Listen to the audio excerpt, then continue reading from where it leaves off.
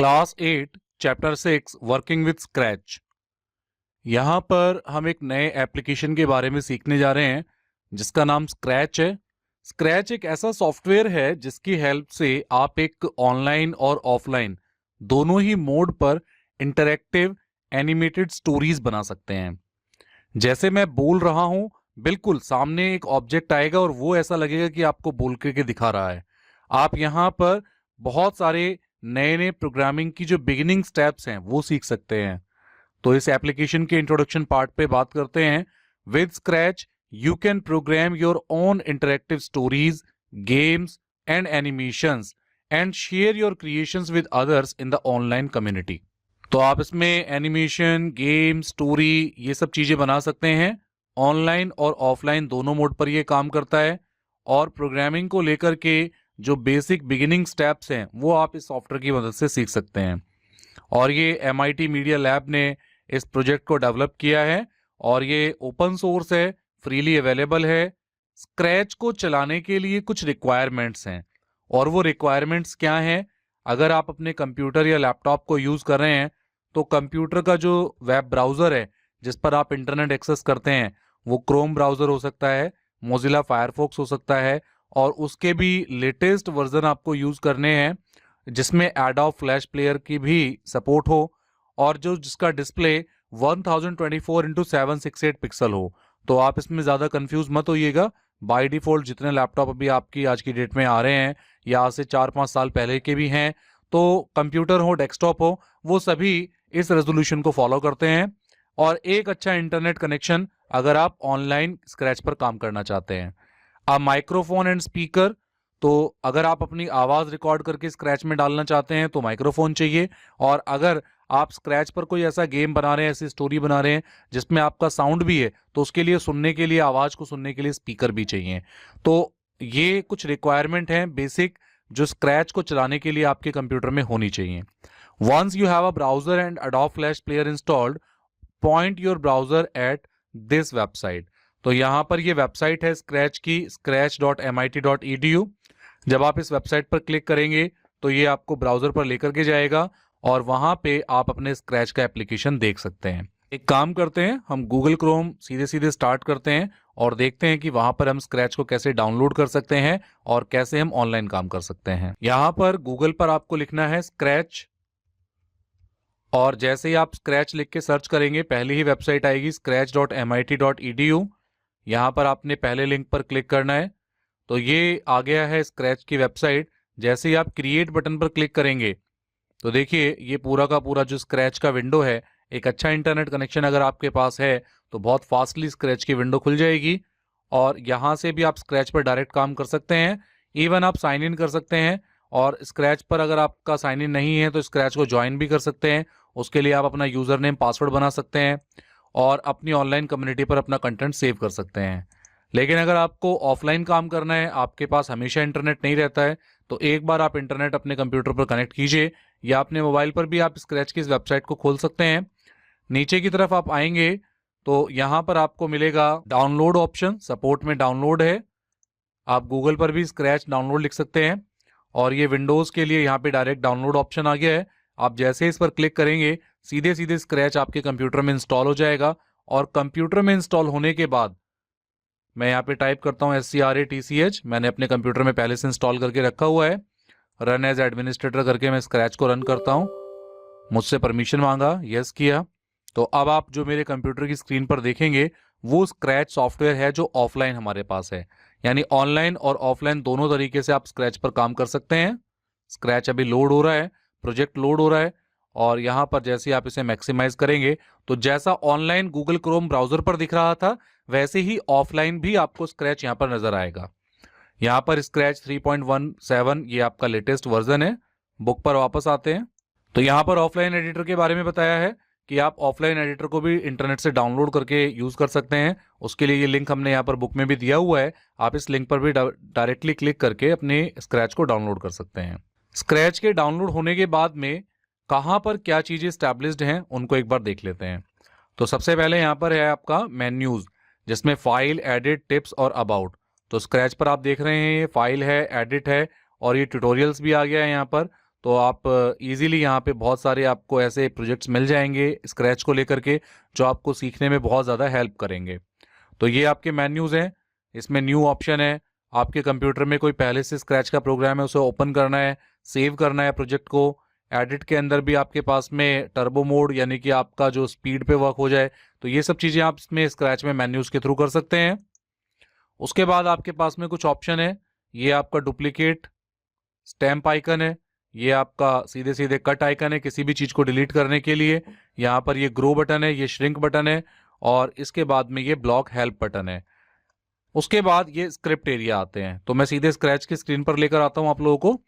यहाँ पर ये कोड लिखा है, और लेफ्ट में मोशन, लुक्स, साउंड, इवेंट, और हर एक के अंदर बहुत सारे ब्लॉक्स हैं।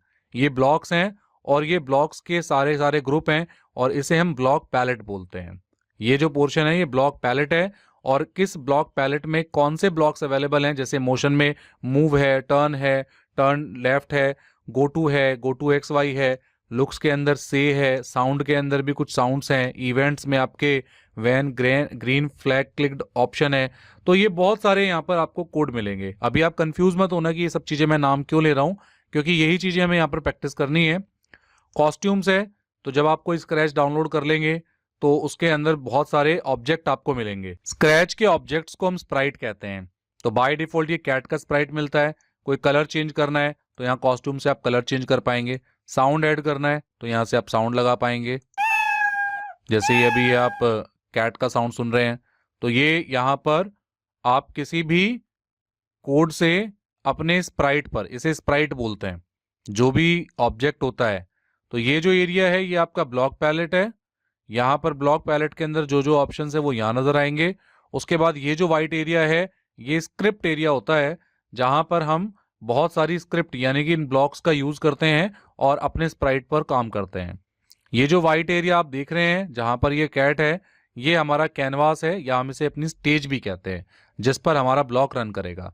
यानी कि इस कैट पर आपको कोई एक्टिविटी करानी है इस कैट से, तो आप यहाँ से कोड के थ्रू, ब्लॉक कोड के थ्रू यहाँ से स्प्राइट पर जो स्क्रिप्ट एरिया है यहाँ पर स्क्रिप्ट लिखेंगे कि इस स्प्राइट को क्या करना है, और उसके बाद ये स्टेज पर काम करेगा। ये आपका जो पूरा एरिया है इसे हम स्टेज या कैनवास कहते हैं। नीचे ये स्प्राइट्स के ऑप्शन है, ये जो प्लस बटन है आप यहाँ देख रहे हैं, यहाँ से स्प्राइट को ऐड भी कर सकते हैं। ये सर्च आइकन है, यहाँ पर बहुत सारे आपको स्प्राइट मिल जाएंगे, बॉल है, बैट है, और इवन आपके पास ऑप्शन है कि आप अपना खुद का भी यहाँ से अपलोड कर सकते हैं पीएनजी, और अपना खुद का फोटो भी आप यहाँ पे लगा सकते हैं। ऐसे ही ये back stage by default white है, आप चाहें तो यहाँ से बैक स्टेज भी बदल सकते हैं। लाइक आपने बेसबॉल वाला ले लिया बैक स्टेज, तो ये आपके ऊपर डिपेंड करता है कि आप कौन से बैक स्टेज पर काम करना चाहते हैं। तो एक अच्छी इंटरेक्टिव स्टोरी आप यहाँ पे बना सकते हैं। किसी भी स्प्राइट को जब आप सेलेक्ट करते हैं तो उससे रिलेटेड कुछ प्रॉपर्टीज आपको यहाँ पर नजर आ जाती हैं, जैसे इसका साइज क्या है, डायरेक्शन क्या रखनी है, एक्स और वाई एक्सिस पर कहाँ पर आपको क्या लोकेट कराना है। तो बुक में भी यही बताया है। स्क्रिप्ट क्या है, ये ब्लॉक का कलेक्शन होता है, ब्लॉक पैलेट, जिसमें आपके सारे ब्लॉक्स आपको मिलने वाले होते हैं, इनका आप यूज करते हैं। और उसके बाद हर ब्लॉक में कौन कौन से ऑप्शन है उनके डिस्क्रिप्शन यहाँ पर दी हुई है, और उन ब्लॉक के कुछ टाइप्स हैं, और उनमें सबसे कॉमन है हैट ब्लॉक, स्टैक ब्लॉक और रिपोर्टर ब्लॉक। तो हैट ब्लॉक वो ब्लॉक होते हैं जिनसे, ये इवेंट के अंदर होते हैं, जिनसे आप कोई भी स्प्राइट को रन कराते हैं, और ये पहला स्टेप होता है कि आपको हैट ब्लॉक से काम शुरू करना होता है। स्टैक ब्लॉक कुछ ऐसे होते हैं जो आपके हैट के अंदर एडजस्ट होते हैं, जैसे आप यहाँ देख रहे हैं हेड ब्लॉक के अंदर ये नीचे की तरफ बम्प निकला हुआ है, और यहाँ से ये बम्प खाली है। तो जब आप इस हेड के साथ में इस स्टैक को अटैच कर देंगे तो ये इसके साथ चिपक जाएगा। तो ये स्टैक ब्लॉक हेड ब्लॉक के अंदर लगते हैं। और स्टैक ब्लॉक के अंदर क्या होता है, most of the code block provided by Scratch are stack block. Stack block are code block with a notch at the bump top and a bump at the bottom. The notches and bump shows you how the blocks can be snapped together, कैसे ये आपस में लगने वाले हैं। तो यहाँ पर मोशन के कुछ ब्लॉक्स होते हैं, वो स्टैक के टाइप होते हैं। रिपोर्टर के ब्लॉक जनरली अर्थमेटिक कैलकुलेशन के लिए यूज होते हैं। अब आते हैं कि एक स्क्रिप्ट को कैसे बिल्ड करते हैं, यहाँ पर हम एक स्क्रिप्ट कैसे बनाते हैं। तो मैं भी एक एग्जाम्पल दूंगा आपको, वहां से हम देखेंगे किस तरीके से हम स्क्रिप्ट पर काम करते हैं। तो स्क्रिप्ट पे आप मूवमेंट कराते हैं, बेसिक मूवमेंट या रोटेशन कराते हैं, या उसको किसी डायरेक्शन पे मूव करते हैं, उसकी लोकेशन को चेंज करते हैं एक्स और वाई एक्सेस के बिहाफ पे, क्योंकि जो भी स्प्राइट है, जो स्टेज है, वो आपकी एक्स और वाई एक्सेस पर डिफाइंड है। जैसे एक्स एक्सेस आपका -240 से 240 तक चलता है, यानी जो लेफ्ट लोकेशन है वो -240 होती है और राइट लोकेशन 240 पॉजिटिव होती है। यानी जो स्क्रैच पे आप देख रहे हैं, इसका लेफ्ट वाला जो हिस्सा है ये -240 है। अभी आप देख रहे हैं ना, ये एक्स के -127 पे है। अगर आप यहाँ लिखेंगे -240 तो स्प्राइट आपका बिल्कुल स्टेज के पीछे चला जाएगा, और यहाँ पॉजिटिव में लिखेंगे 240 तो स्प्राइट आपका ऊपर की तरफ चला जाएगा। तो यहाँ पर एक्स एक्सिस पर ये आपने -240 पे रखा हुआ है, तो आप यहाँ पे कोई भी लोकेशन सेट कर सकते हैं। मान लीजिए एक्स एक्सिस पे आपको 10 पे करना है, वाई एक्सिस पे आपने इसको 50 पर कर दिया, तो आप अपने स्प्राइट को एक्सिस की हेल्प से भी लोकेट कर सकते हैं। एक्स एक्सिस -240 से 240 और वाई एक्सिस -180 से +180 तक चलता है। उसके बाद बाउंसिंग स्प्राइट है स्टेज के चारों तरफ, तो आप यहाँ पर बाउंसिंग के लिए भी कुछ इफेक्ट यूज कर सकते हैं। तो हम एक बार प्रैक्टिकली देखते हैं स्क्रैच पर कैसे स्प्राइट को रन कराते हैं। अभी हम ये जो स्प्राइट पर कोई बैकग्राउंड ले लेते हैं, दोबारा एक स्टेज लगा लेते हैं, ये बोर्ड वॉक ले लेते हैं। इस हमने कैट को यहाँ पर सेट किया। तो अब हमें सबसे पहले जाना है इवेंट पर। यहाँ पर हमारे पास में एक इवेंट है जो है व्हेन ग्रीन फ्लैग क्लिक्ड। हमने इसको उठाया और यहाँ पे रख दिया। ये ग्रीन फ्लैग है, इस पर क्लिक करेंगे तो ये काम करेगा। तो अब हमने यहाँ पे कमांड बता दी कि भाई इस ग्रीन फ्लैग पर आपको क्लिक करना है। उसके बाद क्या हो, हम मोशन पर गए, यहाँ पर है मूव 10 स्टेप, हमने इसको उठाया, यहाँ पर लगाया, हमने इसको कहा 50 स्टेप, और अब आप देखिए क्या होगा। ये जो आपका कैट है थोड़ा सा आगे बढ़ा। यहाँ से हम इसको ग्रो कर लेते हैं, पूरा स्टेज एरिया आ गया हमारे पास में। अब हम ग्रीन फ्लैग पर क्लिक करते हैं, तो अब आप देखिए ये जो कैट है ये थोड़ा सा आगे बढ़ गया है। तो ये हमारा यहाँ पर के जो स्प्राइट है, ये हमारी स्क्रिप्ट लिखी जा चुकी है कि भाई जब ग्रीन फ्लैग पर क्लिक हो तो 50 स्टेप ये आगे बढ़ जाए। ऐसे ही आप यहाँ पे साउंड लगाना चाहते हैं कि भाई जब ये काम हो तो कोई साउंड भी आना चाहिए। हमने एक प्ले साउंड लगाया म्याऊं का, और अब हम इसको रन करते हैं। तो अब आप देखिए ग्रीन फ्लैग क्लिक हुआ, 50 स्टेप ही आगे बढ़ा और म्याऊं की इसमें आवाज भी आई। आप चाहें तो अपनी आवाज भी लगा सकते हैं, तो साउंड के अंदर अलग अलग ऑप्शन है यहाँ पर। ऐसे ही आप इसे कंट्रोल भी कर सकते हैं, आप इसे लूप के थ्रू चला भी सकते हैं। मान लीजिए आपने रिपीट ब्लॉक लगा दिया और अब आप कहते हैं कि भाई ये कम से कम 2 बार रिपीट होना चाहिए, तो अब देखिए क्या होगा। अब जो ये साउंड था ये 2 बार आया। तो ऐसे अलग अलग कंट्रोल के अंदर अलग अलग ब्लॉक्स हैं, उन ब्लॉक्स का यूज करके आप अपने स्प्राइट को रन करा सकते हैं। अब आपकी बारी है कि आप कुछ नया प्रोजेक्ट बनाइए और बहुत सारे ब्लॉक्स हैं, इनको एक्सप्लोर कीजिए, और जहां कहीं डाउट आता है आप हमें कमेंट सेक्शन में पूछिए, वहां हम आपकी हेल्प करेंगे। तो यहाँ पर ये चैप्टर लगभग कंप्लीट हो गया है, बहुत सारे इसमें इफेक्ट्स बताए गए हैं, और आपको स्क्रैच को लेके कोई भी डाउट है तो आप हमें कमेंट सेक्शन में पूछ सकते हैं, वहां पर हम इसका सोल्यूशन जरूर देंगे।